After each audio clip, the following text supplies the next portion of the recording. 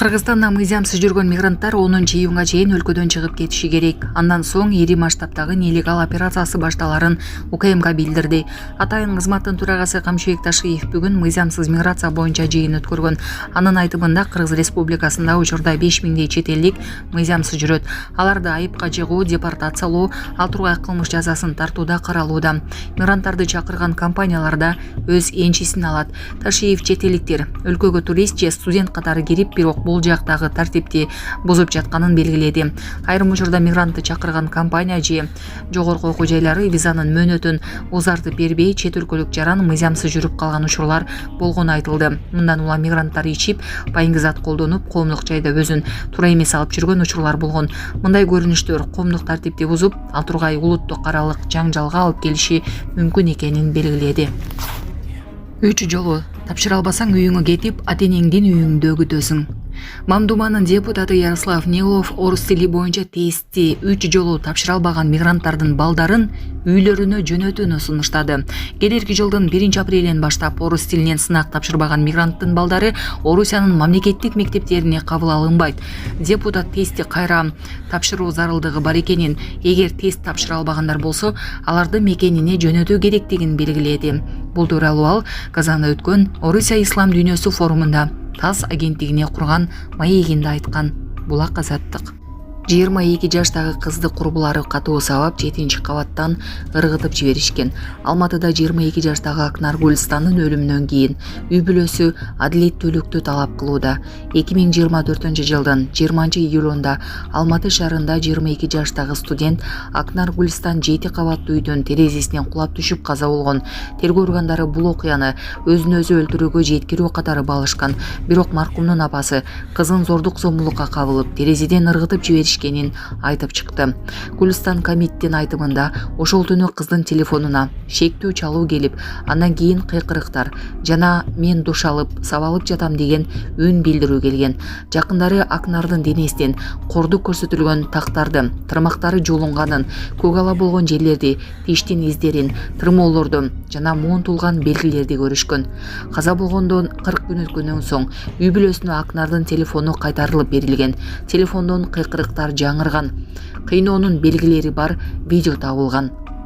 Бул фактыларга карабастан иш азыркыга чейин кайрадан квалификацияланган эмес. Маркумдун туугандары окуянын акыйкат иликтенишин, күнөөлүүлөрдүн жазаланышын талап кылууда. Булак Сокол медиа. Ассаламу алейкум, урматтуу кыргыз элим. Мен Кубанычбек кызы Кымбат. Көптөн бери сиздерден жардам сурап кайрылган себеби жол кырсыгына катталып 2 жыл мурун уулум Мухаммад башынан удар алып баса албай калган. Азыркы учурда башында аппараты менен баламдын басып кетүүсүнө жардамыңыздарды аябаңыздар. Баланын бир жери ооруса, эненин жүрөгү ооруйт экен. 5-10 сом болсо да жардамыңыздарды аябаңыздар. Биз үчүн өтө чоң жардам. Тун катарында балам ойноп күлүп басып кетүүсүн каалаймын. Баламдын басып кетүүсүнө себепкер болуңуздар. Урматтуу мусулман кыргыз элим, азыркы учурда бизге $2000 акча каражаты керектелүүдө. Балам азыр башында аппараты менен жатат, баса албай. Жардамыңыздарды аябаңыздар. Аллах таалам сиздерден разы болсун.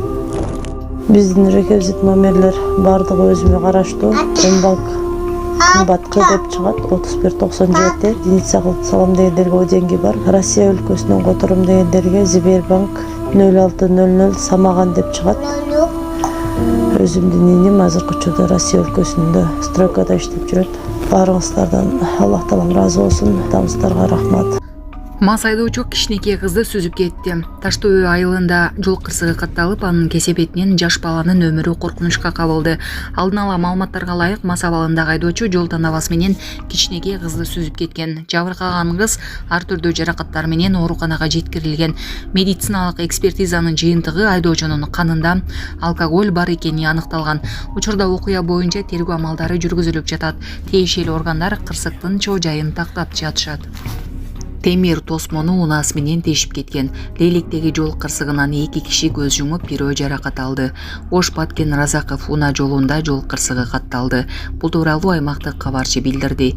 Малгум болгондой 17 майга караган түнү болжол менен саат 3:00 чамасында Лейлек району аркылуу өткөн Ош Баткен Разаков Уна жолунда Казаков шаарынын тургуну 1993-жылы туулган Chevrolet Malibu үлгүсүндөгү автоунаас менен чыгыштан батышты көздөй бара жатып, ролду башкарууну жоготуп, жол четиндеги темир тосмону сүзүп, жол кырсыгына учураган.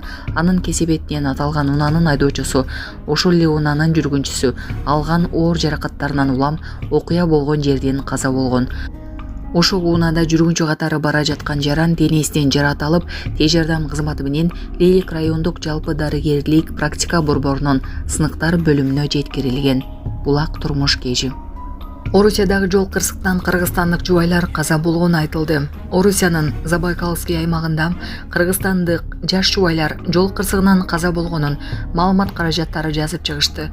Маалыматка караганда 20-майда Амур трассасында адам өлүмү менен коштолгон жол кырсыгы катталып, анын кесепетинен Кыргыз Республикасынан барган жубайлар каза болгон.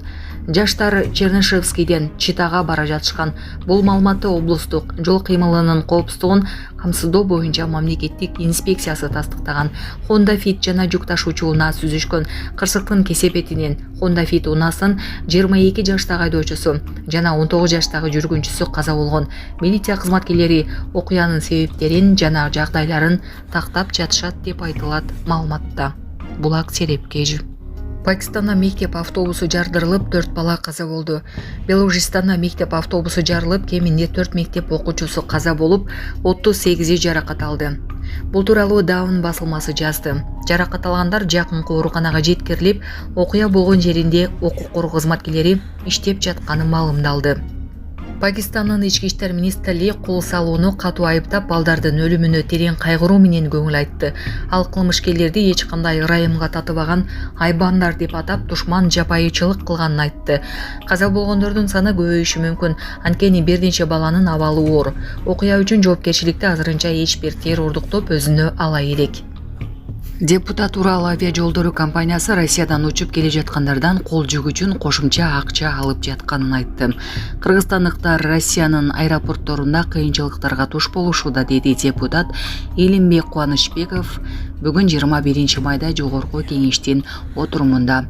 Анын айтымында, Урал авиа жолдору авиакомпаниясы башка авиакомпаниялардан айырмаланып, Россиянын аэропортторунан уча турган кыргызстандыктардан пайда көрүү максатында алардын кол жүк үчүн кошумча төлөм талап кылышууда. Депутат өзү да Домодедово аэропортунда ушундай окуяга күбө болгонун кошумчалады. Жарандык авиация мамлекеттик агенттигинин директорунун орун басары Канат Төлөгөнов бул көйгөйдөн улам Жаманын өкүлдөрү авиакомпаниянын өкүлдөрү менен сүйлөшкөнүн, ал тургай перрондук инспекция жүргүзүлгөнүн, компания абалды жөнгө салууну убадалаганын билдирди. Булак Баракелди. Балдар абагындагылар апалары менен жолугушту. ЖАКТын номер 14 мекемесинде энелер күнүнө карата "Сагындым апа өзүңдү, жылмайган тунук жүзүңдү" аттуу майрамдык иш-чара өткөрүлдү. Бул тууралуу жазаларды аткаруу кызматынан билдиришти. Маалыматка караганда, бул иш-чара биринчи жолу өтүп жатат. Колонияга жашы жети элек соттолгондордун энелери чакырылып, аларга мекеменин иш тартиби жана жаза өтөө шарттары көрсөтүлдү. Ошондой эле концерт уюштурулду. Жазаларды аткаруу мамлекеттик кызматынын төрагасынын биринчи орун басары Нурлан Сарчаев келечек муундун туура калыптанышы коомдун өнүгүшү эненин ден соолугуна, руханий күч-кубатына байланыштуу экенин баса белгиледи.